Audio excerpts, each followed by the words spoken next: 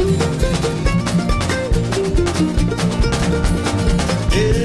all good, man. Hey, it's all good, man. It's all good, man. Hey, it's all good. Ladies and gentlemen, this is It's All Good Man, the Better.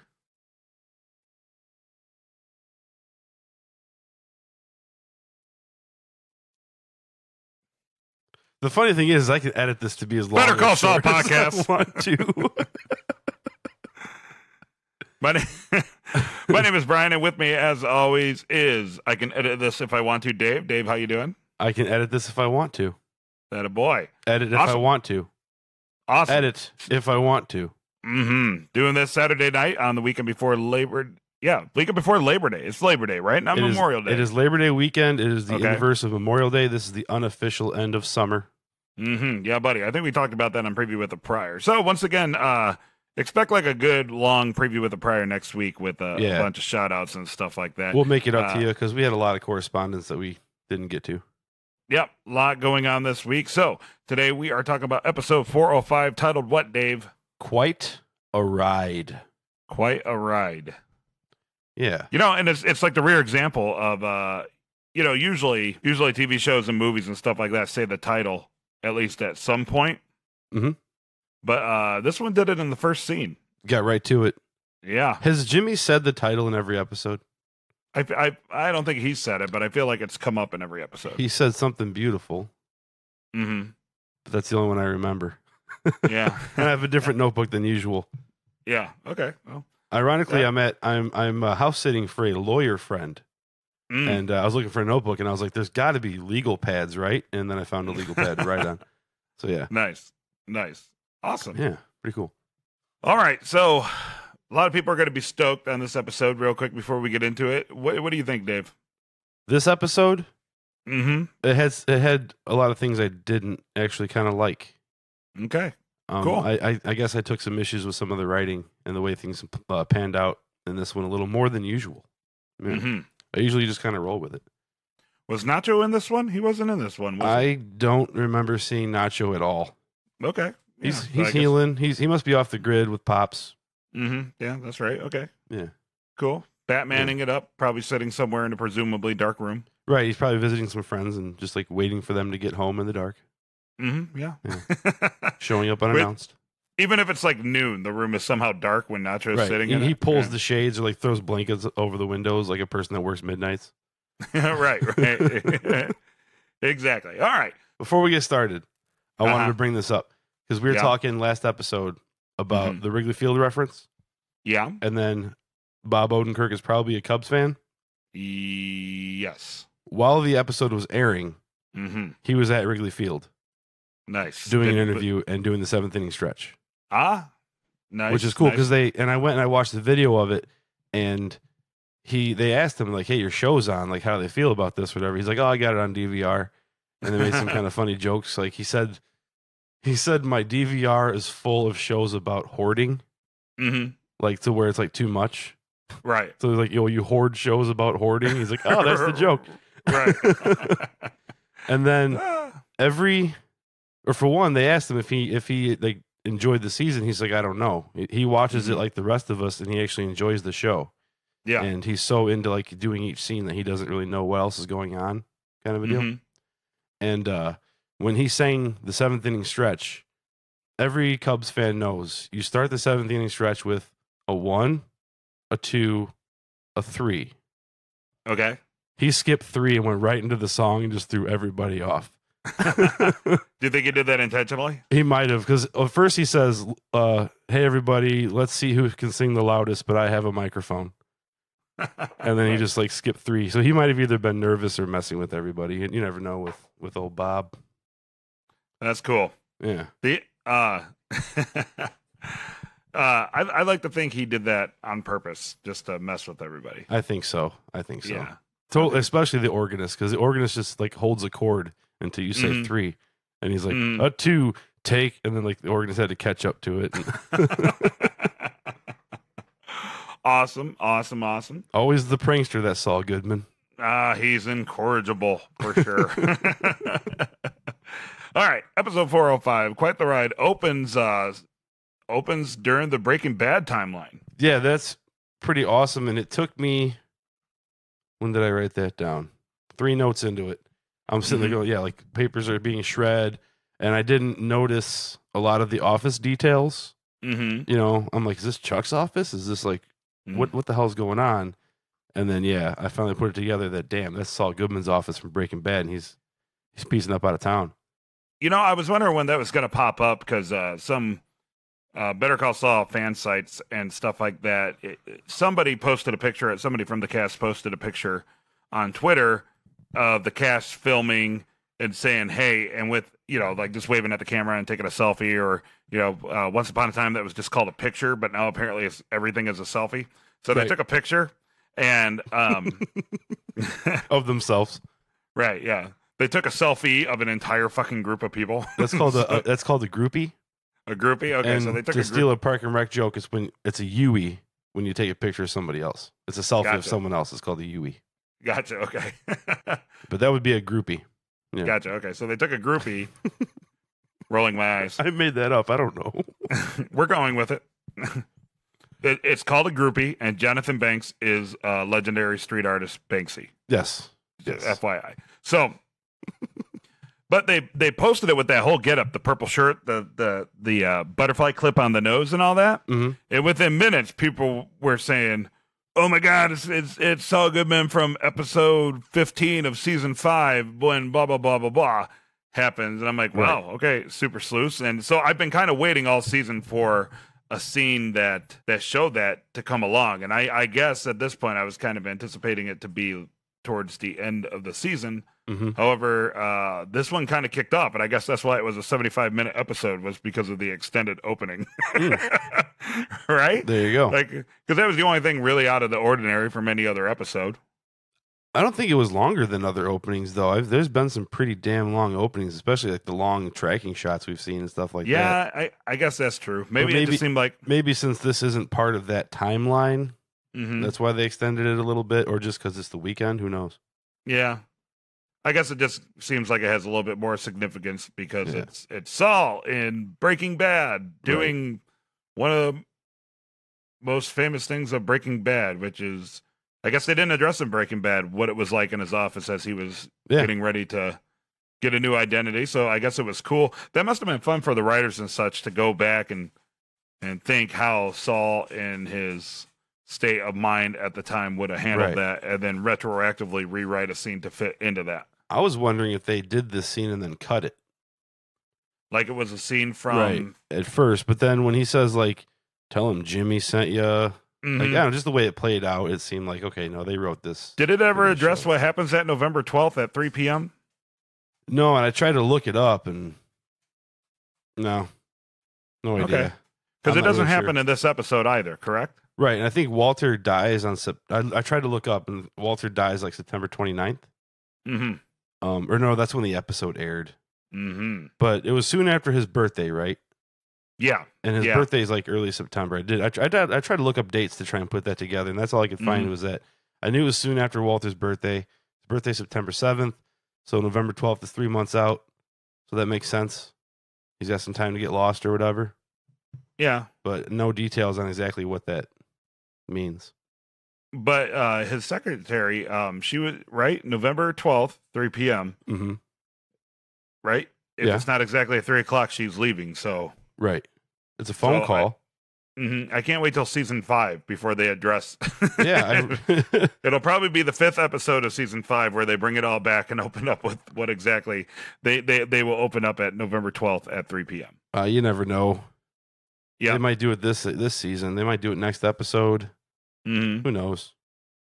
Yeah. Well, it was good to see him bugging out and, giving the phone call for the extraction and... Well, he says and I did look at this. He says the exact same thing for when he sends Jesse away. He calls up the guy. He says he needs a new dust filter for his Hoover Max Extract Pressure Pro Model 60, which retails for $89.99 on Amazon.com. By the way, and how much? $89.99, I think. Nice. Okay. And then it's a pickup and it's red hot. Yeah, but yeah, that was straight out of Breaking Bad. The same code words and everything. Pretty cool. Yeah, I like that. Francesca totally not impressed by anything. She doesn't even really seem phased. First off, she's a trooper for even sticking around to shred everything. But I guess that was probably more so to cover her own ass. Right. Yeah, and to earn more money. Mm-hmm. Because when he gives her the role and she's like no, more money. Yeah, I like how she has absolutely no affinity for Saul either. No, yeah, right? Because he wants the cool hug, with the closure and the like. Well, we gave it our best shot. Like quite a ride, huh? Yeah. And then she just goes, "Yep." So awesome. Yep. See ya. Yeah, so great. So anyway, pretty decent scene. You know that there's millions, quite possibly millions, of people who are big Breaking Bad fans and big Better Call Saul fans. Within the first 30 seconds, when they put 2 and 2 together, that this is Saul and Breaking Bad timeline doing backflips and shit, all jazzed up. Yeah, I thought it was really cool, and then I was like, oh, wait a minute, because they do a bunch of time jumps. Mm-hmm. And I was like, oh, wait a minute, they're gonna totally do a Saul Goodman episode. No, I thought it was a possibility. There was the whole shebang. If there's one thing I noticed is that the time jumps are only in the pre-scenes, cold opens. Right. Once the credits roll, it's linear. They don't jump around. Yeah. So all the flashbacks and future backs and whatever. Yeah. I just thought I just thought that. Right. I just thought that might be a cool way to go, and then because it'd be cool if they kind of flip the script, as the kids from 10 years ago say. Right, because we saw, and next time on Better Call Saul, like where they had like all the dumb things like, Howard, are you okay? And all this other stuff. It would have been cool if they would have had a Saul Goodman episode, and the current day and the shows that we typically watch where the flashback of Saul Goodman will still progress the Better Call Saul story. Yeah. Yeah. But that's why I don't have a TV show, Dave. Needless to say. You could write one. You could write one. I could write one. Nobody would produce it, but I could probably write one. Yeah, I could probably write one.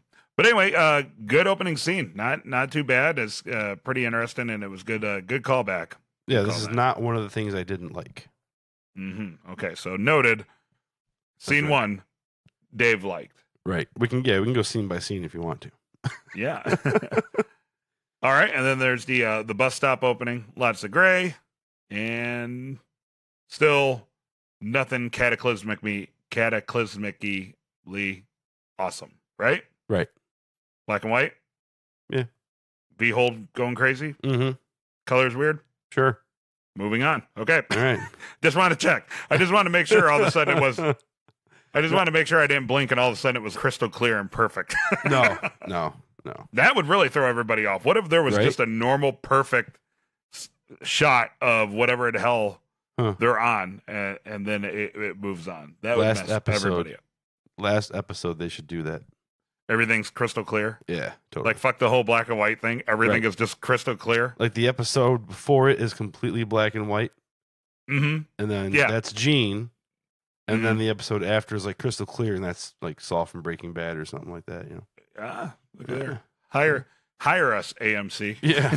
Stop sending us free episodes to watch and just ask us to write already. Right. I mean, come on. Have you heard our ideas? I mean, Kim dies. Yeah. I mean, what more could you want? All right. We're at CC Mobile, and Jimmy is bored. Duh. You coughed in the middle of our sentence. So here we go. All right. Remember, if I cough, it doesn't go on your thing, though. You can just keep talking. I know. I just thought it was funny to reference it because now you have to edit all this out. Unless you want to keep it. Remember, I can edit what I want to. Okay. All right, here we go. We're at CC Mobile. Jimmy's bored out of his mind, and I did like the cool use of the radio to denote the passage of time. I didn't even notice that. Yeah, as he skipped around and it kind of just smash cut of all of his various activities and his states of boredom, you could hear the background music on the radio, and it would just be snippets of songs playing. So nice. Yeah, nice.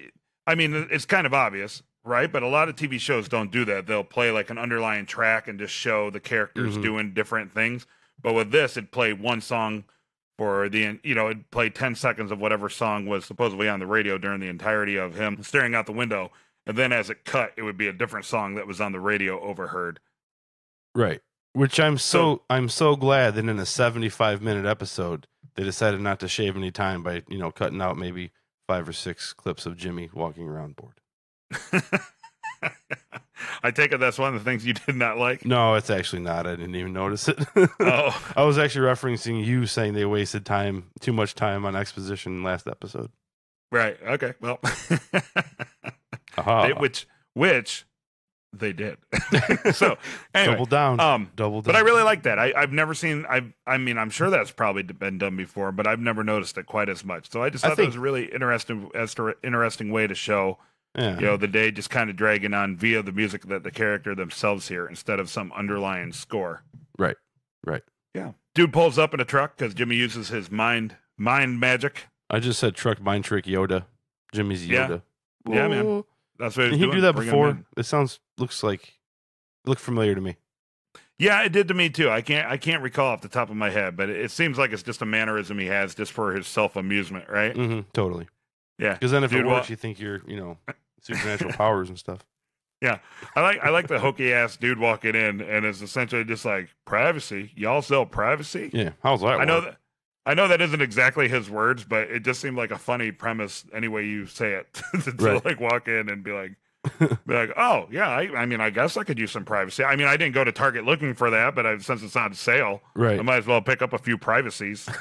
Well, it's funny because the way you said that triggered me because I took a note of how Jimmy kept throwing all these weird phrases out there. Mm-hmm. I didn't write any of them down, and I kind of forgot them all. Mm-hmm. But him being kind of a country bumpkin, to use the parlance of our times. Yeah. Did I even use that phrase right? I don't know. We were called country bumpkins. Whatever. But no, the parlance of our times thing. Oh, I don't know.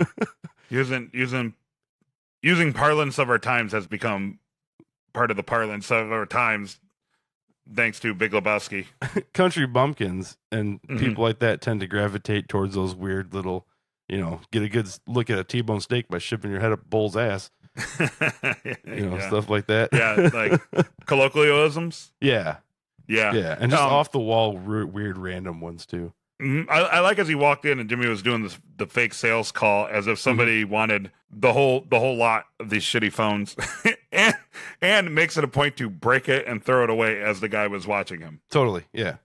That's how he got the sale there, which is a genius trick. But I would never do it personally. Mm-hmm. The whole fake phone call, smash the phone, put phones on hold that are actually for sale, but to, convince them hey, this is worth buying, kind of a thing. Right, and I'm sure he got more money for them too. Because hey, these are on hold. You got to make it worth my money because some dude's coming in for these. You got to pony up a little extra scratch. So look, I'm the one that's going to take the shit on this, right? Like I'm the one that's going to get in trouble for this. So you got to give me a little bit of money for my trouble, which I'll put in my pocket. And use to buy more phones. Mm-hmm. I like the use of information hygiene. Yeah, I also like that. And the once per.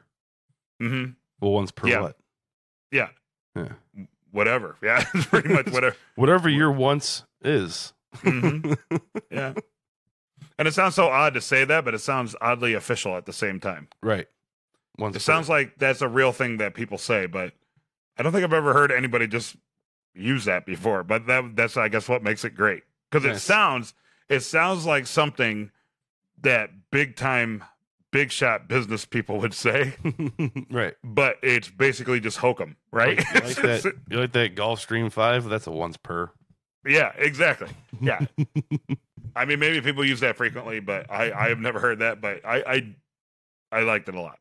Definitely liked it a lot. I'm gonna give Jimmy a point for making that up. Yeah. Okay. Yeah. Big ups, Jim. Winning the podcast so far. So did you like this? Did you like this scene, Dave? I did. Okay. I did. Okay. So far 2 likes, no non-likes.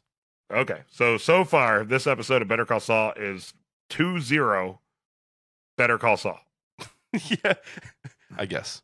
Yes. Yeah. All right. So 2-0 BCS 0 Dave. Mm-hmm. All right. Here we go. I'll just say it now. This next scene, you can give them 2 points. I loved this next part. Okay, cool, I did, awesome. Awesome. Yeah, we're kind of out in the middle of the. Well, I guess we're at a bus depot, and Burt Reynolds jumps off the bus, ready, who we never seen before, but it was cool seeing. It was cool seeing him on the show. Fantastic mustache as always. He's got that Benjamin Button thing going. He's he definitely looks a lot younger than last time we saw him. Yeah, I also like this whole ordeal because again, it's one of those great things where it puts you in what the hell are they really kind of getting to? Yeah. Like when did Mike become Kiefer Sutherland in the Phone Booth movie? Right. The whole key underneath the wheel well hood in the back of the car. Mm-hmm. And you know, and a little bit of humor there where Mike asking if he's got to relieve himself. Mm-hmm. Mm-hmm. And he said he's good. No, he's good. Not too bad. Mike, I also like the lighting as it showed the back of the van, the lighting come through the air holes. Yeah, that was pretty neat. Yeah. Well, that was another like interesting way to do a montage. Mm-hmm. This was an episode of montages. This episode is a montage of montages. You know, I guess it kind of was. I guess it kind of was. Which is cool. That's thematic. That's good. Good writing. Again, keeping with the scene, the theme of looking through shit. Mm-hmm. Right? Because in the opening scene, there was a couple shots from inside the hole in Saul's wall. That's always been their thing. Like when we were working on the TV pilot that I worked on, whenever we would shoot from inside something like at the character, we call it the Breaking Bad shot. Really? Yeah.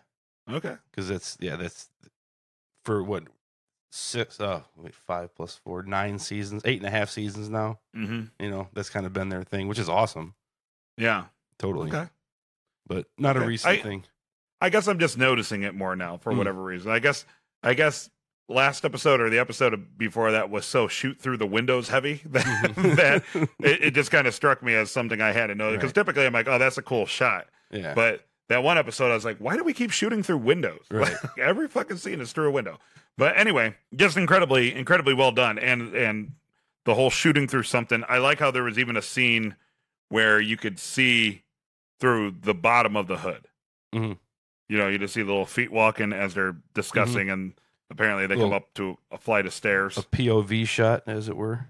Yeah, there you go. That's what I'm trying to say. Absolutely. You know, I thought they were going to do the whole thing where even though Mike specifically asked Burt Reynolds if he had to go to the bathroom, I thought for sure there was going to be a deal where Burt Reynolds would have to go to the bathroom midway through, causing further annoyance on the ride, and then they'd have to deal with it. I didn't think that was coming. Yeah, I don't know. I wrote that Mike down. did say, "Welcome to the country," right? Mm-hmm. So this guy is serious. Yeah.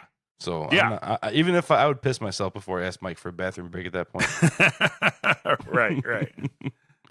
But Mike takes Burt Reynolds to the laundry facility, and this is apparently how they decide to build the meth lab.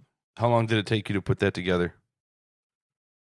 That they were going to the laundry facility? Yeah. No, once they got there, I didn't realize where they were until he's taking his measurements with the laser.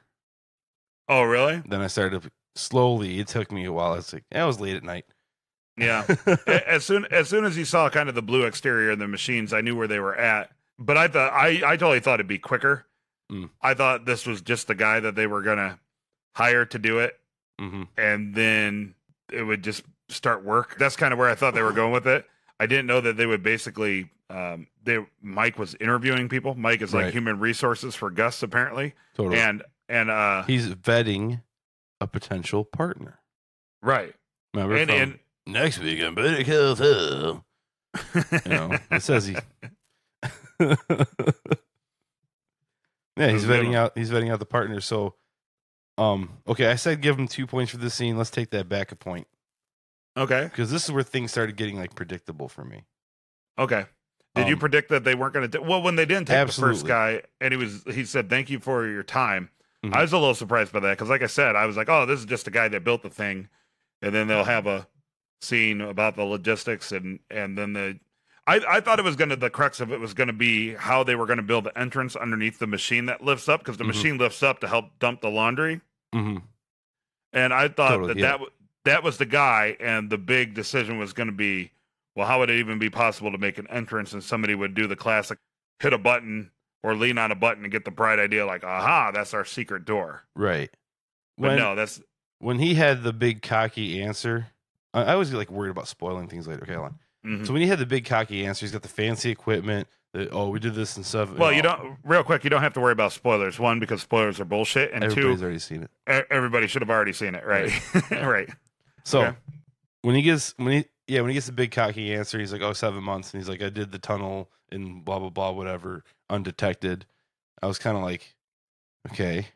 And then when he says, "Thank you for the time," I knew the next guy they showed was going to be some old school guy.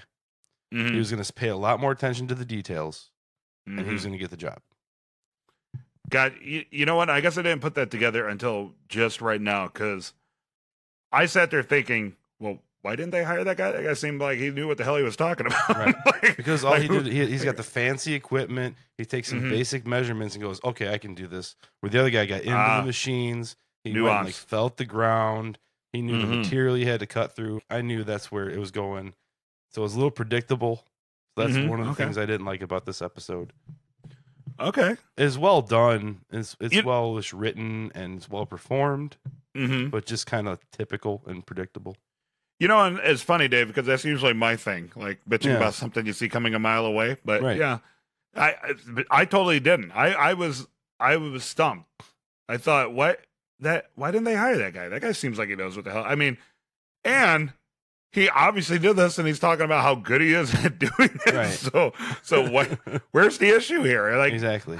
how many people could possibly be qualified to do the specific task? Right. The next guy, a little bit more meek, like you said, a Mhm. little bit more old school, Mm-hmm. got sick. Mm-hmm. I kind of chuckled. I kind of chuckled that he took Dramamine, which is Yeah. awesome because that means he was somehow prepared to put a hood on and ride in the back of a car. Yeah, that's right. Right? This I ain't mean, his unless first rodeo either, I guess. Yeah, I mean, I guess the Dramamine could have been for air sickness, but I like to think that Oh yeah, that's right. He was German or something. right. But I like to think that he was so prepared because, like you said, it's not his first rodeo. Right. I like to think this guy just builds underground labs for Yeah. a living or something. He's the layer king. Yeah. Yeah, he's probably like, of course, it's a hood. Everybody does. Like, he's probably pshawing it on the other side. Right. Amateurs, hey, yeah, let me guess, there's a hood in the trunk.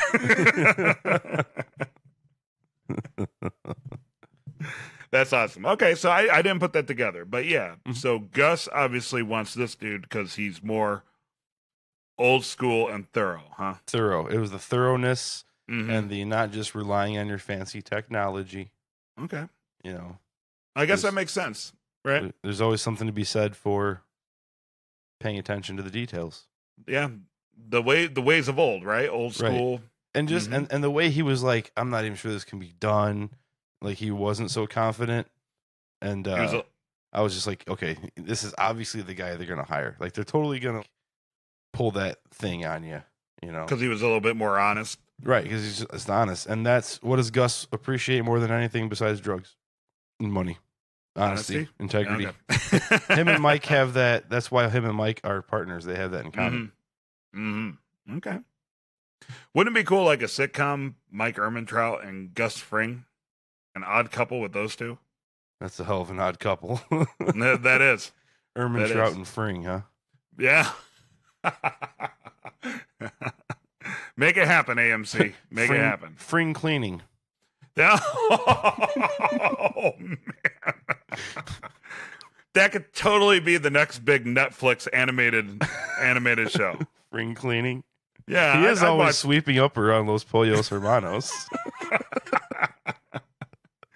I'd watch that over Disenchantment. And I like Disenchantment, but I I'd like watch Disenchantment. It was Mhm. pretty good. That. Yeah. Kim's back at the courthouse, and we get to see Bill, the petty with a prior guy. Yeah, that's right. The ironically that we were just asked where Petty with a Prior comes from, Mhm. and I was praying. I was like, just say it one time. Just say it. That's. I totally thought that was going to be Bill's catchphrase, and Yeah. I also sat on the edge of my seat. I was like, he's going to say it. He's going to say it. He's going to say it. Never came to be. Nope. So once again, in case anybody's curious, we call our previous show Preview with a Prior because this character, Bill, in season 1, would not negotiate with Jimmy and kept cutting him off, saying that the person on trial was a petty with a prior, meaning that he was previously convicted of a crime and now he's being charged with a petty crime, and therefore it's like a 2-strike thing and he should get a stronger sentence, right? Totally. So Jimmy was like, well, hey, what about this? And Bill's response was constantly petty with a prior. Yep. Petty with a prior. So preview with a prior is, because it kind of works in that way, 1, it's a direct reference to Bill, and 2, we're previewing the next show because there had been a prior episode. Prior knowledge of the show, yes. Mm-hmm. So I'm going to go ahead and give myself 10 points for being so goddamn clever. Okay, well, give the writers one more point, because I did like this scene. And I like it even more now listening to you, because I just realized using the same character shows the 2 different negotiation tactics between Jimmy and Kim, and why Kim's still going to be a lawyer until she dies. And Jimmy's going to end up managing a Cinnabon in Omaha. Right? And it also kind of showcased for me, while everybody hates lawyers. Yeah. Because they're ball busters. Yeah. Have you ever... Well, you're at a lawyer friend's house now, but I've worked. That's right. I hope they're not listening in. I've worked with lawyers, and they just love to argue with everything. And the scene where it was shot from behind, and Bill and Kim were negotiating, and Bill's just keeps trying to get the harshest sentence possible, and Kim's just stonewalling. I really like that, but I just thought, man, that's why everybody freaking hates lawyers. Like, it's bullshit. I do like her reaction when he said he invented chicken. Bill stated for her, Bill told her not to play chicken with him because he invented chicken. Yes. As if he was the first person ever to be stubborn and walk somebody down. And she just nonchalantly just like, wow. A completely unimpressed acknowledgement of him being a total douchebag. Well, he lost at the game he invented then, because she kind of whooped his ass. Yeah. Apparently the student became the teacher then in the game of chicken, because he went all the way from jail time to 4 months probation. That's right. Yeah. Speaking of 4 months probation, man, David's a dick. What a shithead. First off, he tries to steal a tie. Right? That's right. What would have been awesome is after he got the four months probation, if he then would have got arrested for stealing the tie. If it was an expensive tie, he automatically gets a felony for walking away with it. But then he's an asshole because he bitches about 4 months. He's going to have a probation officer on his ass for 4 months. Totally being a punk kid. Well, he wasn't in the conversation realizing he was almost facing jail time, I think, so he doesn't know how serious it was. And he's kind of just a little punk ass kid. That's an excellent point, but I don't think he wasn't privy. I think you're right. It's not like he wasn't privy to that information. Right. You know what I mean? Like, but he didn't. He doesn't realize. That's all it is. He doesn't realize the gravity of the situation. Because I don't even know when she gives him the lecture. I guess it kind of showed that it started to settle in a little bit. But he's gonna go to his uncle's restaurant, right? Yeah, for a job. Get a job. Beg him for a job. Think we'll see David again? No, I'm gonna say no. I'm gonna say we do. Okay. I'm gonna say that because Kim is trying to rediscover her love for the law. Yeah, I was gonna say this. This obviously answers the questions we had with the meeting with the judge, where now she is doing all this PD work. Right. Why? So to kill time, to fill time, and to rediscover her passion. And rediscover her passion to ignite the fire that she's going to need to fuel her through the green table. So, I think what's going to happen is that we'll see David again, but it's going to crush her. Ooh. Because she worked hard to get him out of jail and only 4 months probation. She worked on his behalf, and even though she said, "I won't help you, real if you get in trouble again." Jail, and you're on your own, right? Yeah. I feel like that's a setup that we're going to see David again, and not even in the speaking part. She's just going to catch wind of him fucking up again, and she's going to kind of lose hope a little bit, right? Because that was kind of what she was there for. That was kind of what she was looking for, right? I still don't know. Honestly, I don't feel satisfied with that answer. That if she's rediscovering her passion for the law, or if she's just trying to make some extra money and kill some time. I don't think she's trying to do that. I think she's trying to rediscover her passion for the law and also use it to do some sort of good, which is why she was so adamant about giving David a second chance. Maybe she's doing like pro bono. Don't lawyers have to do so much pro bono work? Not if they're a public defender. I think to get your law license, you have to, so you understand, so you understand that it's not all about the money. I think you have to do so much.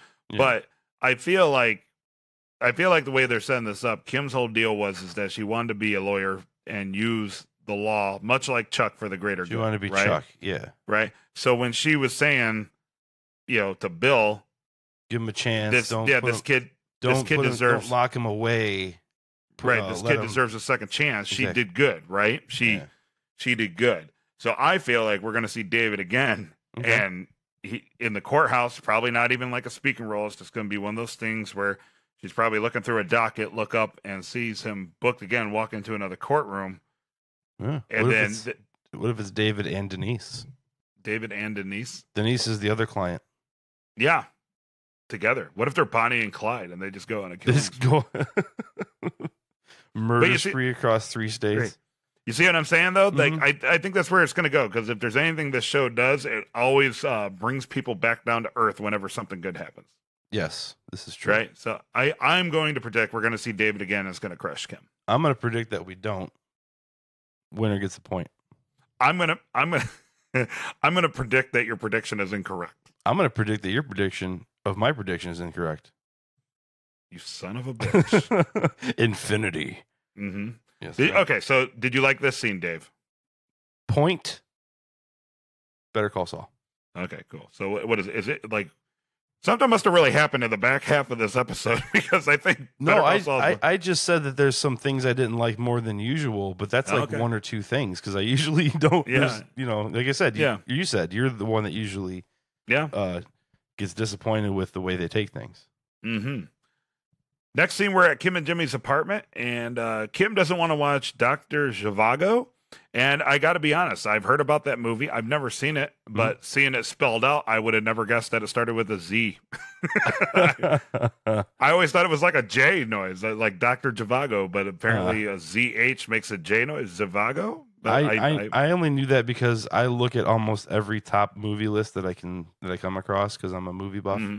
So and I see it pop up all the time. And I've never seen it. Gotcha. Never seen it.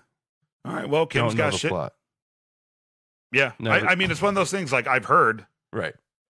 Never seen it. I have no clue what it's about. Apparently, I might have watched it in high school, actually. Mm. I remember watching Citizen Kane and thinking, wow, this is dog shit. I don't understand why people think this is such... Spoiler alert from the 1940s. It's a sled. It's this goddamn sled. The whole fucking movie is because he wants his sled. You have to remember what things were like back then, Brian. I guess sleds were the height of technology. Not sleds, the filmography, the camera angles, the sets. Like, it's not a DeMille movie, is it?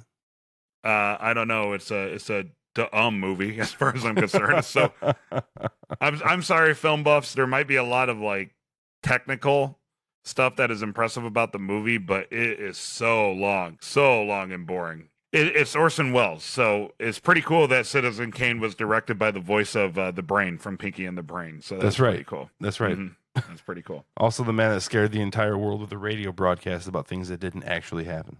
Mm-hmm. Yeah, my hero. Really, he's the ultimate troll. Because remember, everybody was smarter back in the day, and things were so much better back in the day. Which is a Tuesday, by the way. Just so you know, also, back in the day was actually a Tuesday. A lot of people don't know that, but I've actually narrowed it down. It's a Tuesday. All I know is back in the day when I was young, I'm not a kid anymore, but some days I sit and I wish that I was a kid again. Mm-hmm. As true now as it was when it was written back in the day. Yeah, like 90, 97, I think. But back in the day when it was written, it was just saying as like at today. This moment. Yeah. Like today. Yeah, today. Right. As I sit here today. Right. Like Orson Welles was making Citizen Kane going, man, in the future, this is going to blow people's minds. What if that's like a big, like the biggest joke? Like he made like this shitty movie, but he like knew like in the future people are going to be like, this is such a marvelous, groundbreaking, look what he did with black and white film. Like Rocky Horror Picture Show? Exactly. I pretty much feel that's what that was. So like, how can we make the dumbest movie ever but people are going to eat it up. Rocky Horror Picture Show was born. Catchphrases, dude, and catchy songs that are actually terrible. Yeah, that is not a good movie. No.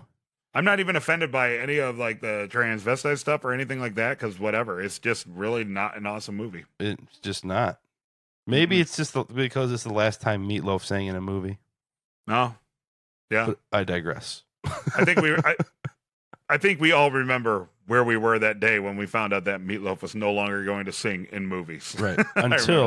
Until Tenacious D got him to do it, and that's why Tenacious D is the best band in the world. Indeed. Anyway, back on track. Kim has shit to do, doesn't want to watch Dr. Zhivago. Jimmy has shit to do, apparently. He's just bored. At the cell phone store, just bored. And at first I wasn't sure where they were going with the ringing of the register. No. Did not. I at first I thought he was stealing the money. I honestly didn't know what the hell he was doing. I don't know. This is what I thought. I thought that he was purchasing the phones just to make it look like they're being sold. That's exactly what he was doing. Well, he's going to resell them and get his money back. I didn't see the second step. I just thought he was stopping there. Like he's just putting money in to make it look like the store's selling phones. So they'll send more phones and they'll think the store's busy. So they'll spend money on advertisement or something. Gotcha. But I just thought it also looked like, how suspicious would that look? Like it's all $100 bills in the register. Well, if he takes it to the bank, if you ever were in a retail store, the $100 bills is no big deal. Because really you can hide that. I guess if he's the one that drops off the money, yeah. Right, and you can hide that because on the little slip like that where it says number of $100 bills that a lot of companies use, you could just break that up and just say one of the $100 bills was $25 bills, and then bam, you still account for that 100. My thing is I have never known receipts not to input the time of the sale. I did think about that also. So that to me would be more suspicious than all the cash is. You sold 50 phones at 11:30 at night or whatever time it was. It's weird how after hours you sold the entire inventory of cell phones. Yeah, that would be the red flag. But I put on my notes, hey, it's safer than selling drugs, which is true because what's the worst that can happen? He paid for them. So the worst that can happen is he gets fired. Right.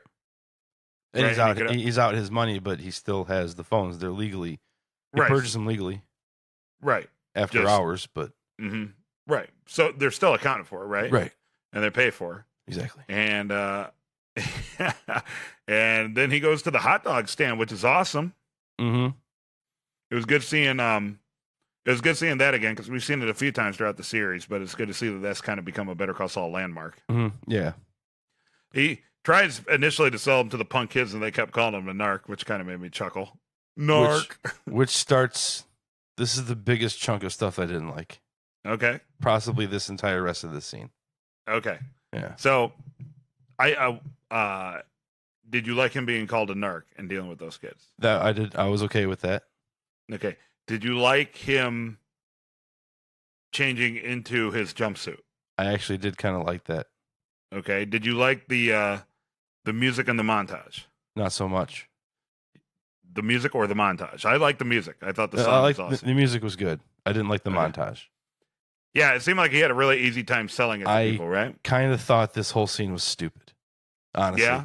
Some dude is gonna walk up to a hot dog stand at 2 a.m. and just start pushing cell phones on people, and everybody's gonna be like, a burner phone?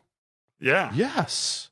So did they skip night? That took place over the course of one night, obviously. Totally. Because there was a time there. Because Kim was waiting for him to come back, and Kim found him in the bathroom. Right. So while I was watching it before it jumped to Kim, back at the apartment, there was a moment there where I thought I saw some of the same customers twice. So I thought it was like a montage showing his growing customer base and repeat customers because I felt like a couple of them came through twice. I think they were rejected at first. It's like when he approaches them. More stuff comes back to that. Now he's doing the sale and then he's selling to a few more people, kind of a thing. Gotcha. But I also like. I'm pretty sure there was a Breaking Bad cameo in there too. Probably the big heavy set. The leader of the Dorado Kings. Yeah, which is weird because earlier that. Wait, who's the leader of the Dorado? Are you talking the motorcycle guy? Yeah. No, I'm talking about there was a giant dude in a white T-shirt, Mexican dude. Okay. that I know opens what up the you're trunk of talking the about, car, and I thought he was one of the guys from Breaking Bad that helped crush the yeah. Definitely a possibility. yeah. I might be completely wrong, but I'm pretty sure, and I might be remembering it kind of wrong. But I'm pretty sure that's who that was, and I can't think of his name right now, and I'm not going to look it up because I'm going to leave it up to our awesome fans to correct us and call us assholes somebody to will- look it up for us. Somebody will tell us. But okay, yeah. So But it's the fact. Okay, I don't dislike the fact that he bought the phones. I don't dislike the fact that he sold all the phones to questionable people. I dislike the fact that he did it in one night at one hot dog stand to that Right. many people that easily and that kind of cheesily, and they're all like, "Oh, pop the trunk," and the next person walks up and pop the trunk, you know, Right. and then pop the Right. trunk, and they're all All pulling until- the money out of different areas and stuff. all until the Sons of Anarchy showed up from FX and Right. apparently. No, that would actually Apparently- probably be the Mayans, which is the spin-off that starts next week. Oh, yeah. Sounds lame. Sounds lame. Actually, it was the Dorado Kings that Mhm. pulled up, and I took special notice because I have within the last 24 hours worked with a rapper named Dorado. Mhm. El Dorado. Which is totally Desperado, but we'll go Right, with El yes. Dorado. Yeah, Okay. I was actually trying to think of the real name. That's why I paused. El And then- Dorado, isn't that like the car truck? Oh, that's El Camino. That's Canyonero. Smells like a steak and seats 35. Can you narrow? Actually, I didn't know El- that was El actually Camino. sang by Hank Williams Jr. That's right. Did you know that? No. Wow. I Yeah. thought it was Johnny Cash because Johnny Cash did the dog. Oh, Hey, no, Homer, yeah. find your soulmate. That's Johnny Cash. Oh, yeah, I know. Yeah. Wow. Good call. Point for you. Can you narrow? So anyway, El Camino. I actually grew up in the back of an El Camino, much like some 41 did. And Nice. yeah, back in the day when you could put your kids in the back of your truck and drive like down the freeway. Yeah, Yeah. that was back in Yeah, El Camino. Back when America was great the first time. But an El Dorado was a Cadillac. America wasn't great in the 80s, man. It was great in the 50s. But yeah, El Dorado's a Cadillac. Okay. Either way, Where'd that Either come way, from? Why did we get on El Dorado? I don't know. Son of Anarchy show up at the at the stand. And everybody scatters like Everybody scatters. like cockroaches when you turn the light on.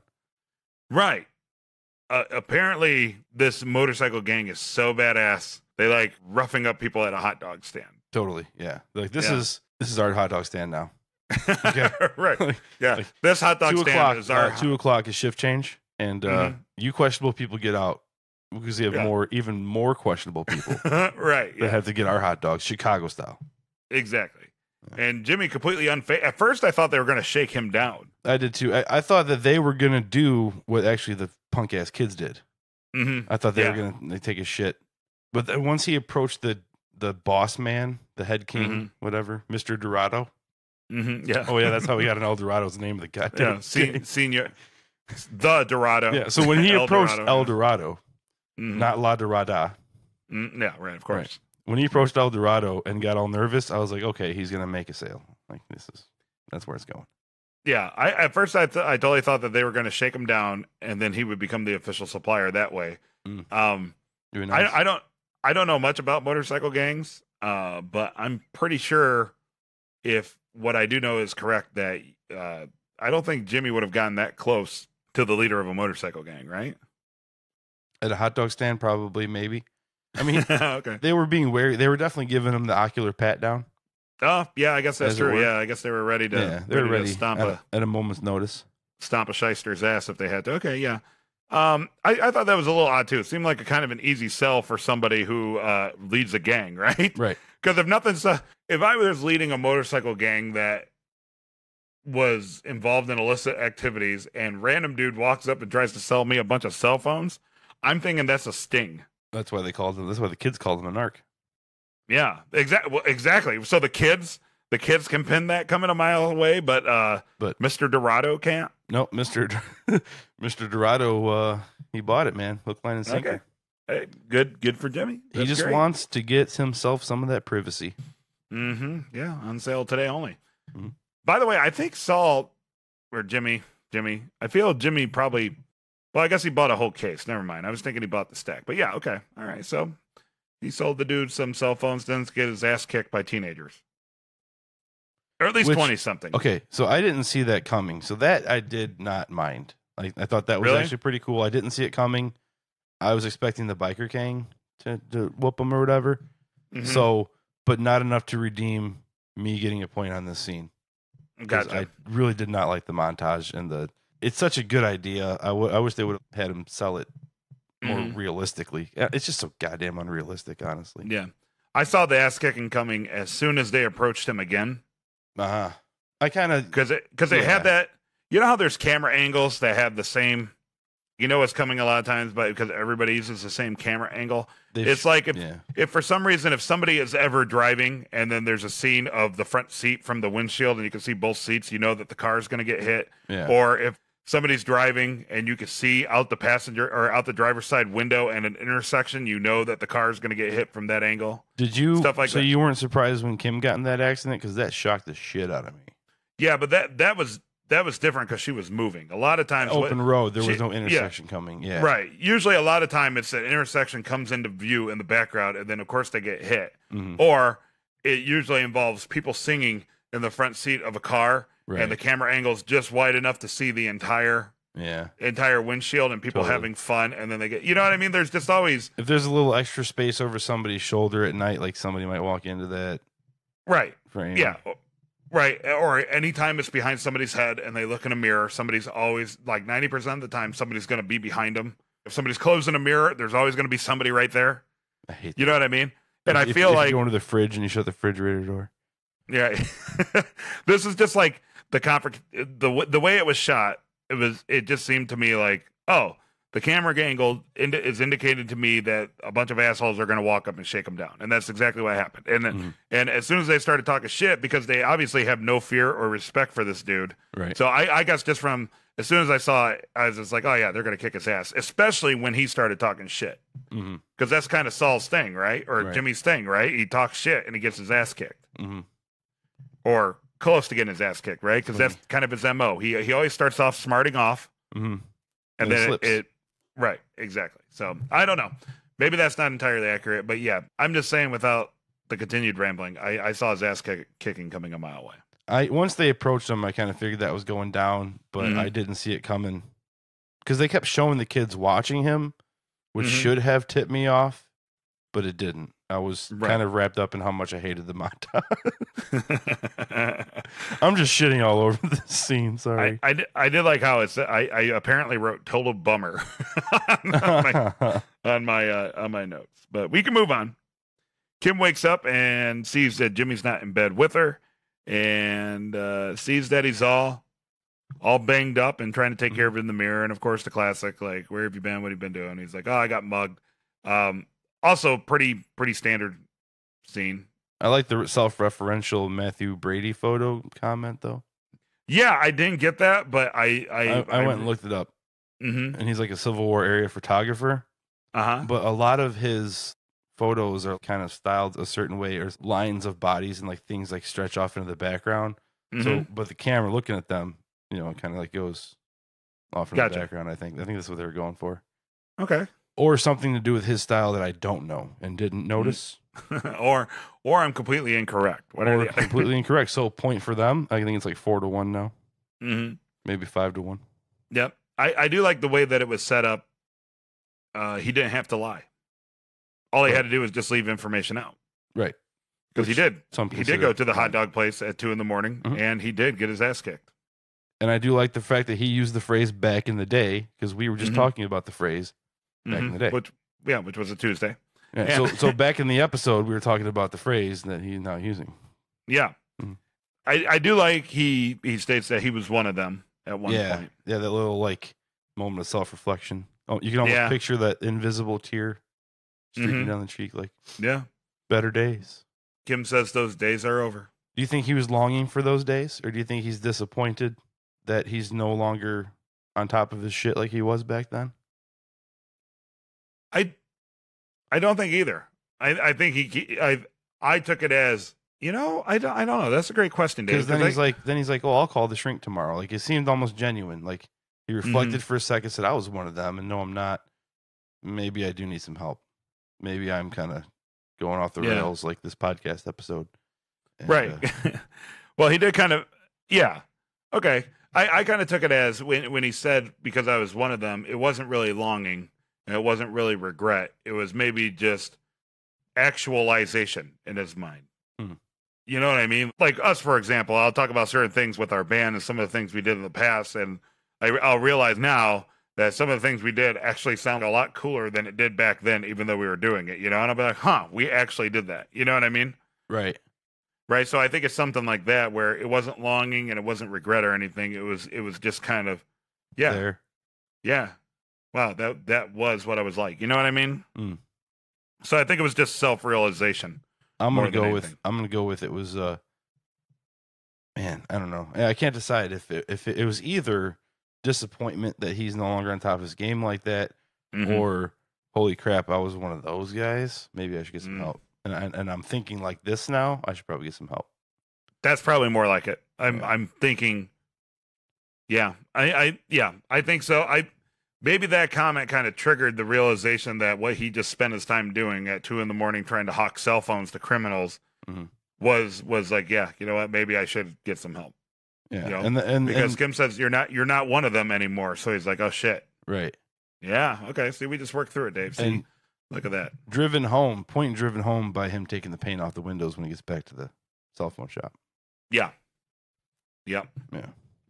A lot of scrubbing. You ever try to take paint off a window like that? It sucks. I think I helped like your sister do it after a road trip or something, Mm-hmm. like that grease paint Yeah. and off a car window, and Yeah. that was a nightmare zone.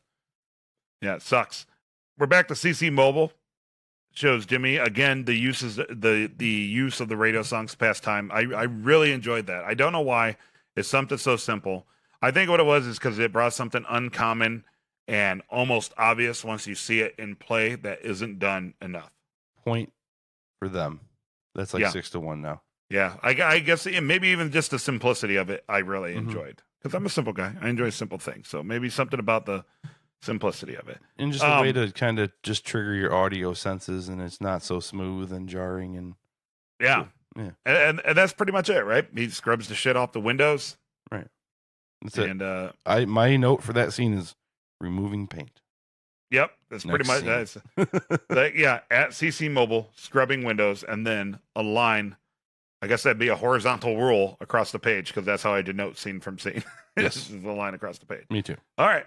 So Kim is at Denise's house, and I thought I had the most genius thing ever. So first off, when it showed that shitty yellow house that Denise was living in, I was like, oh, that's Jesse's girlfriend from Breaking Bad. At first I thought that was her, but that's totally not. That's man, what the hell's her name? I forget her name. Anyway, but it's not. But I thought I called it. I don't but want to forget her name. she says her name is Denise, right? So Kim's client is Denise. Ted Bernanke's wife's name is Denise, or his ex-wife. Oh, really? Yeah. What do you think that it might be Ted's wife or No. ex-wife or That was whatever? That was a young person. I didn't think she was of age. Yeah, but it Was also she took of place marrying, before Breaking Bad, like a right? year. Because Ted's in No. the earlier stuff of Breaking Bad, and we're only like 2 years out from Breaking Bad. This is 06. Breaking Yeah, but Bad's Ted's 08. a successful dude. You never know. He might marry young. We'll answer this question first. Then she said you have less than 2 ounces. Less than 2 ounces of what? I don't know. I don't do drugs. Would So- it be? What do you think? I think something heavy like meth, right? I mean, that's kind of the whole deal. So Ted likes to pick up meth heads and marry them. Well, he definitely tried to pick up a meth dealer's wife, so I guess it's not too far out of the ordinary. Meth manufacturer, please. Meth He wasn't a sorry, dealer. man. Yeah. By the way, Jesse's girlfriend's name was Jane. Jane. Yeah, Jane. Yeah, her name wasn't Denise, Brian. It was Jane. See, I can edit Mhm. it how I want to. Mhm. Plain Jane. Plain Get it? Jane, the heroin main vein. Too I'm much just saying heroin plain- in the vein. But get it? Plain Jane, because her dad was an air traffic controller and the plane blew up over Albuquerque? and like she died like that day or she caused that? Plain Jane? Yeah, he was too Anybody? busy. He was too busy Anybody? broken up about her. Yeah. See, that would have been a perfect joke like 10 years ago if That's we were like doing a Breaking Bad podcast. 3 points for you for that one. Yeah, Plain Jane. Plain Jane. Somebody go insert that in the next Breaking Bad retrospective podcast from Brian from It's All Good Man, and give me credit. I'll let you use it. But okay. Anyway, so Kim again, she's trying to save people, man. Yeah, I can see She's that. trying. Well, why else would she even be there? Like, what public defender would honestly give a shit? Why would she personally invest so much of herself into this, into seeing that these clients show up to court? Because if her client doesn't show up, it's no skin off her back, right? Right. That's how as a public defender, that's how I understand it. Like, and at least the way the show set it up, it appears to me that they get paid piecemeal per case, right? Right. And the reason that a public defender is there is because they're there to represent people that can't afford it, right? So if you can't obtain a lawyer, one will be afforded to you at no cost, or however it goes, right? Because you have to have representation in a court of law unless you waive it. Not for David, because remember, David didn't get Mirandized, which I never knew was a word, and I wanted to mention that, but I forgot to write it down. You didn't know Mirandized was a word? No. Oh, yeah. Well, but that's different because that was reading the Miranda rights, but I never knew it was called Mirandizing. Yeah, and the thing about it is but that's different because for him that means that the authorities were in violation of the law. No, I get that. I'm just saying because that's part of the Miranda rights is the lawyer thing. Right. So I just wanted to do a callback for no reason. Oh, gotcha. Okay, because so when you go to when you go to court, if you can't afford a lawyer, you can't get a lawyer, they will give one to you. That's what built this house that I'm currently sitting in. Being a public defender. Yes. Okay. So, but you see what I'm saying? So, if I'm a public defender, or the way it looks to me, people like Bill and Jimmy back in his heyday, right? Public defenders, it appears, at least in It's All Good Man, just kind of hang out and wait to be called to the courtroom or get there and sign up for the cases throughout the day, right? Mm-hmm. So they can get paid per case. They have an office. So to me, it would reason that it's no skin off their balls if some random asshole doesn't show up for their court date, right? Because that person made that choice. It's not like the criminal or the person on trial reached out to them personally and didn't show up. Is she vicariously trying to save Jimmy by saving all these other people because she can't save Jimmy? Maybe that's what kind of started this. You know what I mean? Like maybe that's what started her questioning herself. But I mean, maybe that'll come out as the motivation. That would make sense now that you say it. But that's totally what she's trying to do. She's so tired of seeing people break bad that she's trying to make good. Nice. Aren't we all, Dave? I mean, when it comes down to it. Is that where Breaking Bad comes from? It's just the opposite of making good. Maybe. Plus, they said it like in the pilot episode, which is a term I never heard before. Because I remember when everybody talked about Breaking Bad, I remember watching the pilot and being like, "Oh, there's some boobs." Like, and then my second thought was, why do they call this show Breaking Bad? And then at some point in the series, Jesse goes, "Oh, Mr. White's broke bad," and I'm like, there it is. Still don't get it.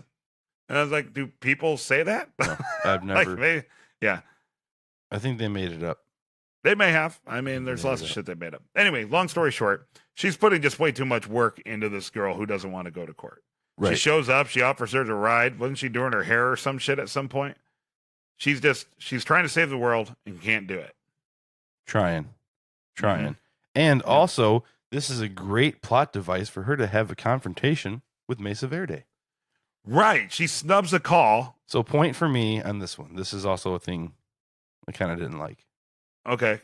What didn't you like? That it was just too convenient? Yeah. It's just like the whole thing that we just spent 20 minutes talking about. The whole public defender thing is just a plot device for her to fuck up with Mesa Verde and miss a call and piss them off so Paige can lecture her. And then I'm sitting there like, I wrote in parentheses, is she self-sabotaging? Is she doing this on purpose to get out of Mesa Verde but make it their decision and not her decision? Right. Okay. Yeah. I thought that was weird that she snubbed the call, and I didn't put together that was Paige. And then Paige confronts her. And I'm like, man, that is so stupid. Like, what is up with that? Like, that it just seems so out of character. Right. So out of character. But so we'll have to see where. I didn't say out of character. I looked at that as character development, actually. Okay.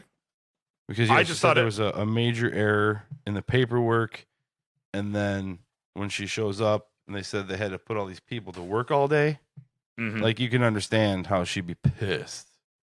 And it's funny you said that because my actual notes on this entire scene says Kim shaking, ampersand. So Kim shaking at Mesa Verde. Paige is pissed with like 5 S's. Pissed. Mine aren't that funny. Mine says Kim at Mesa Verde, Kim at sign Mesa Mhm. Verde. It's fixed. Jargon, retype submission. Okay. So That- long story short, Paige is pissed. Okay. Pissed and spewing jargon like venom. Indeed. We see Mike interview some German dude. I said Scary German guy. Mike interviews some German guy that looks like Milton from Office Space. That's kind of what I thought too. Yeah. Good old Stephen Root. Yeah, and for some reason, and then my second note is dude's awful condescending. Was the German guy condescending? No. I don't know. felt he was more condescending than Burt Reynolds. I didn't think he was condescending. Star-studded episode. Star-studded episode. Stephen Root and Burt Reynolds. Yeah, so it was nice to see him show up. Nice to see him. I did like the truck ride on that one because even Mike was getting a little weird, right, Mm-hmm. on that one, and Yeah. kind of sick of it because he's obviously been doing this like all day. And we kind of And, went over this scene a lot in the beginning of this episode. The dude was old school, and he got the job and got to meet Gus, who speaks German. Well, I know we've already kind of discussed this, but I did write just to prove it, as in my notes, I put old school measurements. When I saw the Notebook, I knew this was going to be the guy. Okay, awesome. Yeah. That's right. Yeah, just the old way of doing things. All right, And very cool. I actually was predicting as I wrote it that his quote was going to be that it would take a longer time, but he never even gives a timeline. It's that long, Mm-hmm. which is pretty cool. Mm-hmm. And then, of course, Gus comes out of the shadows. Mm-hmm. Introduces himself in German. Could not get the guy's response. Failure on the audio team because I don't know what the German guy said in response. Was that his Maybe name? that was intentional. I put Zegla. I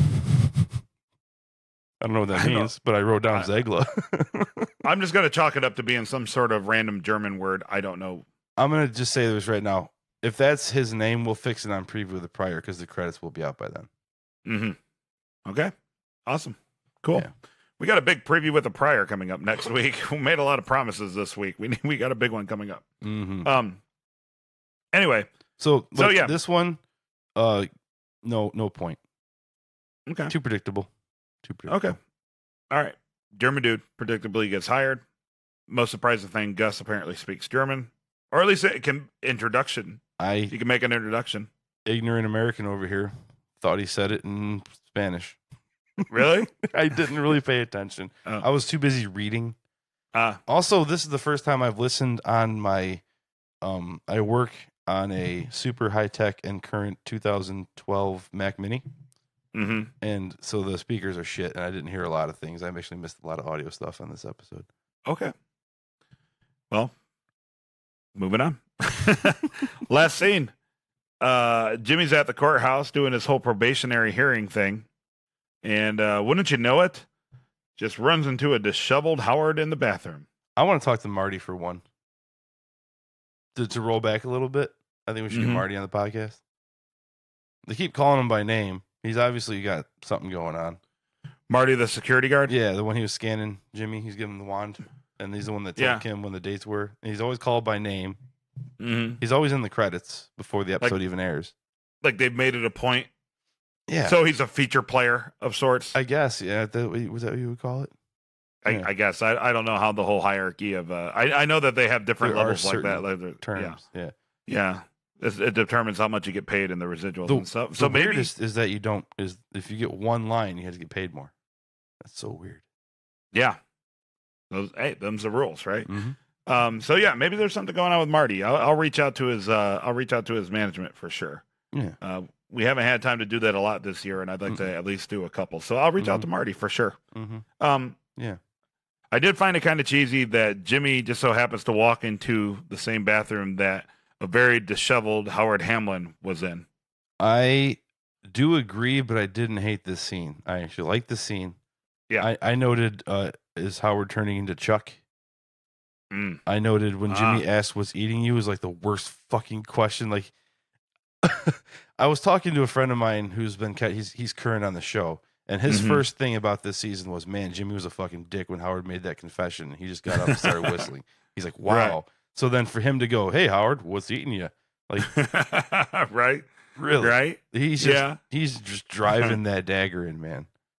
I don't think he's just oblivious. I think. You think he's just oblivious? Just I think he's his whole wrapped thing up in his own emotions as much as Howard's wrapped up. In Yeah, his own emotions. I think he was just I think he was just going about his own life, and because he's already past all this shit and not moved by any of the emotion of the situation, Yeah. I think he was honestly, that was in the back of his head. So he was just kind of making conversation and just absent-mindedly say, hey, what's shaking? What's eating you, dude? Yeah, because I don't realize like Chuck's death didn't mean shit to me. So why would it mean shit to you?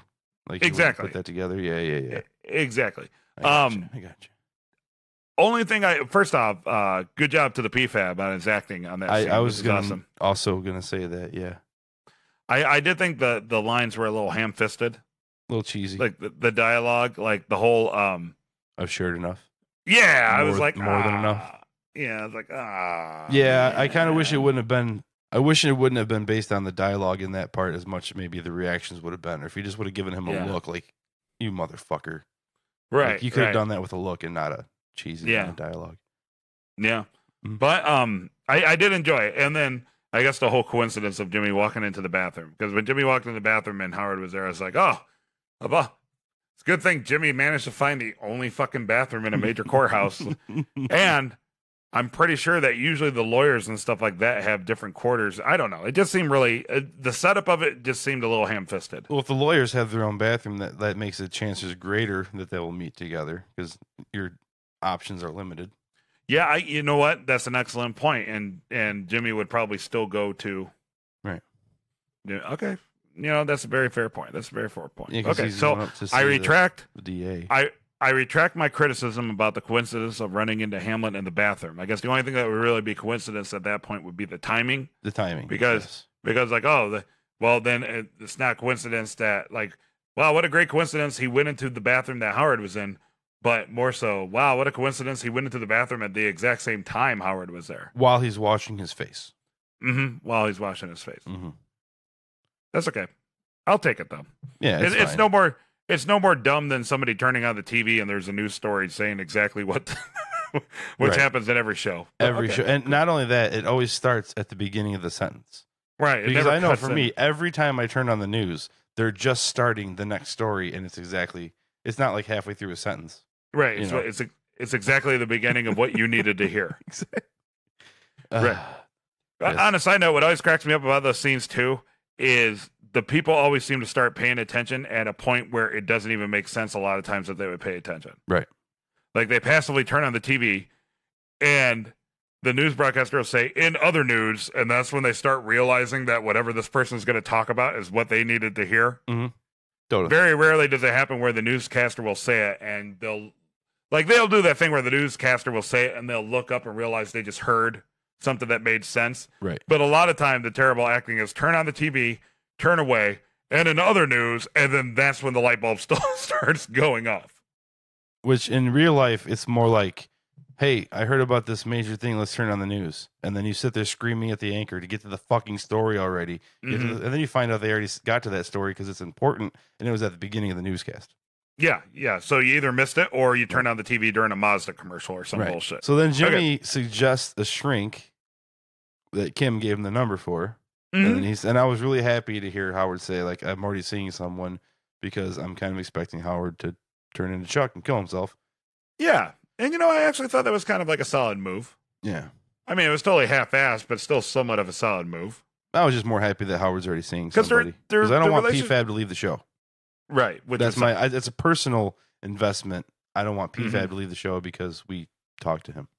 One thing I did like about the scene is that it wasn't all animus. There wasn't a lot of contention between them. Right. It was Jimmy for better or for worse, and for his aloofness and such, especially his distance from the emotions that Howard actually feels, right? Right. Well, he Like, kind of reeled act- him back in, though. As cheese dick as the shared enough, more than enough was, it did Mhm. pull Jimmy back in a little That's bit. what I'm saying, is right, because they were kind of buddies when all this started, and of course, a lot of shit happened between them, obviously, throughout the 4 Uh-huh. seasons of the show or whatever. But I did like that it wasn't an entirely contentious or adversarial Right. scene. Yeah. Jimmy was, for whatever reason, it seemed he was at least on some level genuinely concerned about Howard's well-being, Right. and Howard, despite everything that's gone on, for a slight moment there, actually accepted the empathy coming from Jimmy. You know what I Yeah, mean? He yeah. was actually, it was a nice moment, for as weird as it was, that they weren't at each other's throats or trying to get one over Mm. on each other. There seemed to be at least some sort of a connection between the two that went beyond we kind of really don't like each other right now. You know what I mean? Yeah. I guess there was a compassion between the two of them Yeah. that hasn't really been shown a lot, Which is which is nice to see. Yeah, and it's got me thinking. I'm really hoping that there's a scene later that has some sort of conveniences that kind of piss you off, where Howard Mhm. meets up with Kim, Mm-hmm. because the last thing we've seen of Howard was Kim berating him. Right. So it could be thought that Kim drove him to this. Also. Yeah. So Good how point. would that play out? I would like to see that, and then hear your opinion of how it was too convenient that they met up in the Pollos Hermanos drive-through window or something. You know, Yeah. Maybe we'll get a Howard Hamlin episode. that'd be nice. I All want to see him Howie. jump fences again. That was fun. Yeah. Yeah. That was fun. In a Superman suit, looking all stellar as fuck. Mhm. That handsome some bitch. Yeah, I don't like seeing him this way. I don't like seeing him this way at all. Mm-hmm. Yeah. All right. Last thing. Jimmy's talking to his probation officer. Talks about how he finished his community service. I like He how has- the camera shot from inside the tiles of the ceiling tiles. Mm-hmm. Has gainful employment. Mhm. Guy seems to be a little snooty about Jimmy being a cell phone store manager. A little Well- uppity towards him. Maybe. Yeah. Maybe Then he knows ask- how Jimmy got his community service hours. Maybe. Remember that old gem. Yeah. Now Jimmy is talking to his parole officer. The DA. I think it's the DA. It's not. He's not on parole. It's like his PPD officer, whatever that is. PPD. Whoever's in charge of Jimmy. I forgot what PPD stands for, honestly. But he said he was talking to the DA about it. hmm So, Yeah.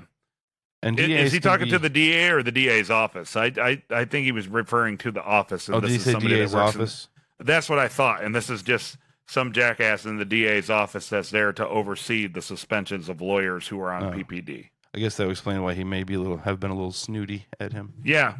Well, that's what I'm saying. Like he was Jimmy finished his customer service, finished his community service, Gainfully and employed. some customer service, Right. and he's gainfully employed, Mhm. and Donated kind of a an lot odd- of money to the community yeah. involuntarily. And he asked him, pretty much the question was, "Hey Jimmy, what are you going to be when you grow up?" Yeah. Right.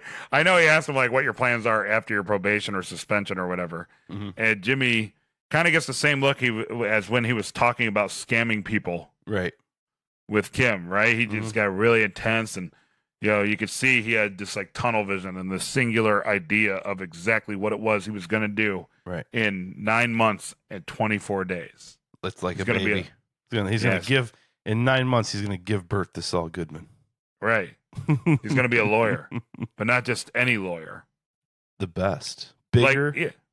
and better, and breaking or batter. And breaking and or batting. But yeah, I like the whole bigger and better. Yeah, like he's just like frothing at the mouth, right? Like he's just like itching to get back in the game because he has these grandiose plans. Mm-hmm. That's what it seems like, right? It was like when Kim and he, or he and Kim, We're talking about- him and Key.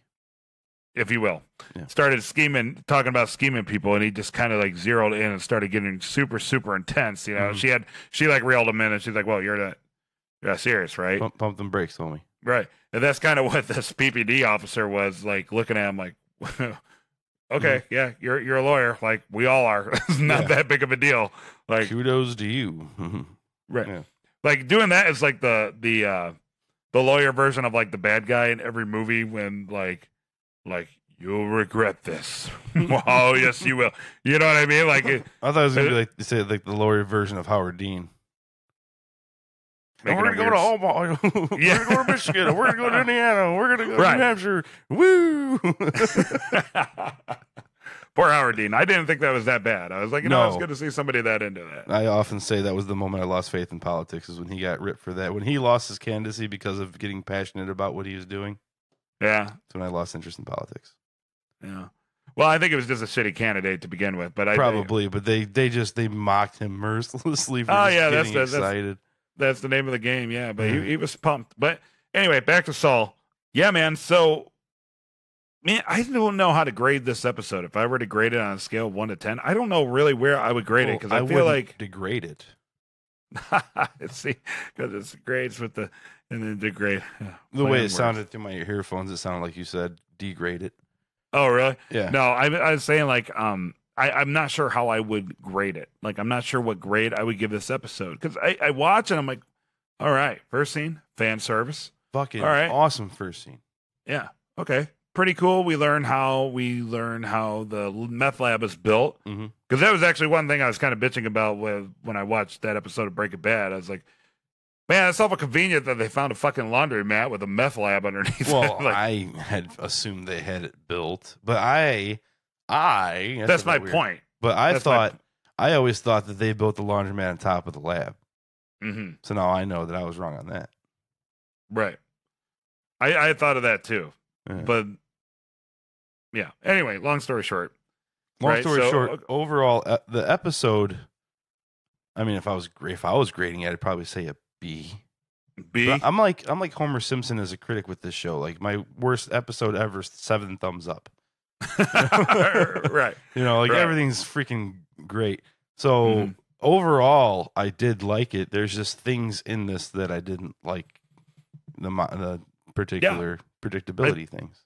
I think of it's the mid-season, right? So they got to set up the second half of the season, which Yeah. they definitely did. They definitely They put did, a lot- and they have. I am excited. Yeah, they put a lot of logs in the fire pit. Mhm. Nobody's just struck the match yet, I feel. Right, and they didn't give us any nacho, so Yeah. I'm excited for. So to I'm see where assuming he's at. next episode will be Super Nacho. It'll be all about Nacho. Be Nacho Supreme. Yeah, it'll be Next Nacho episode. Supreme. Next episode. Awesome. Well, what did you guys think of this supersized episode? It said it was 75 minutes, so I guess those of you who watch it with the commercials, is that an hour and a half? Does that work out to be an hour and a half It must. after all the commercial time? That sounds like that'd be about right. What did you think as you were watching it? Was it too long, too short? Was there too many seeds planted? Were you waiting for the Nacho Supreme? Did you? know- I'm curious. I want to know if you guys felt the way I did about some of these scenes, about some of the predictability, or if you were Mhm. just rolling with it, or if you disliked things that we liked. Yeah. Because that Were you- Brian and I tend to dislike different things, which is why we work together well. Mm-hmm. Were you overwhelmed? Were you underwhelmed? Were you just whelmed? Whelmed, yeah. Yeah, or I medium think whelmed? I was sufficiently whelmed with this. You were whelmed? episode. Sufficiently Okay. whelmed. Yeah, I'm not saying. You know how you fill a cup with water, and then the surface tension lets it rise above the water a little bit, but it doesn't go. It doesn't go over. Right. Yeah. Right. I'm like that bubble of water, so I wasn't like overwhelmed because I didn't overflow. You're But just I whelmed to the sat- brim. Yeah, You were whelmed to the brim. Right, which is the name of my new ska band, by the way, Whelmed to the Brim. So I was whelmed to the brim. So I enjoyed it. Mhm. Wasn't disappointed by any means, but I wasn't exactly blown away. Right. But the potential is there for a lot of crazy shit, especially if we see a little bit more of those fading moments of Breaking Bad. Yeah. And Definitely catch back up with Nacho and see what the fuck is going on with Kim. Speaking of that, that's what I was just trying to interrupt you with, was I could see Kevin being a asshole and flipping out, you know. One of those guys that he's your best buddy, you know, good friends with you, but if you cross him, he'll be a super dick. Mm-hmm. Have some attitude. Yeah. So Champ Kind going to become Champ Unkind. Champ Kind's gonna Right. Let's start that over. Okay. Anyway, yeah. Kevin, man, Kevin could probably ruin her career. What if Kevin like is just completely vindictive and is like, you basically fucked me and now you're ruined? That'd be interesting. Yeah. Which just crushes her, so she goes back to criminal law, sees David back in court, knowing that she can't make a difference. Yep. Right? Downward spiral, downward spiral. Downward spiral. And then her and Howard just get together and spiral out together. There you go. Into the sunset. Into spiral. the Thelma and Louise holding the hands, driving over the cliff. Brad Pitt watching. That's the way to go. That's the way to go. There's no other way to go. Exactly. So tell us what you think. Find us on Facebook. You can see us on Twitter at ISGM Podcast. Make sure to give us those great reviews. Make sure to give us those bad reviews. I don't really care which. Go ahead and review us. I probably won't read them, but Dave will obsess over them. Go ahead, check us out on It's All Good Man. You can hit us up on email, host@itsallgoodman or nothingimportantpodcast.com. Reginald, thank you for your emails. Don't think I don't see them, buddy. Also, big shout out to F. Qureshi, who thinks that we don't read TV Time, even though we've read several comments from F. Qureshi on TV Time. So check out the TV Time. Also check out our friends at Podcast Detroit. I don't think it's Podcast Detroit. It is. Detroit Podcast Network. Yeah, Detroit Podcast Network. So check all those guys out. And, of course, we'll see you next week, presuming there's one next week. You think there's one next week? I think so. There has to be. Like I said, I could have sworn there was a break in the mid-season, and we haven't had a break yet. So this is uncharted territory that we're going through. Dave? We have 2 reviews of the 10 we need to release a song. But if you go into iTunes, you scroll down to where 1 week there was a week off or something. We did release a cover song. I'm not going to tell you what the song is, but it's in the list in iTunes. Please check out my other podcast, What's Going Down in Downtown J-Town, if you're from the Joliet area. And call us idiots, call us geniuses, whatever, just call us. Hey, it's all good, man.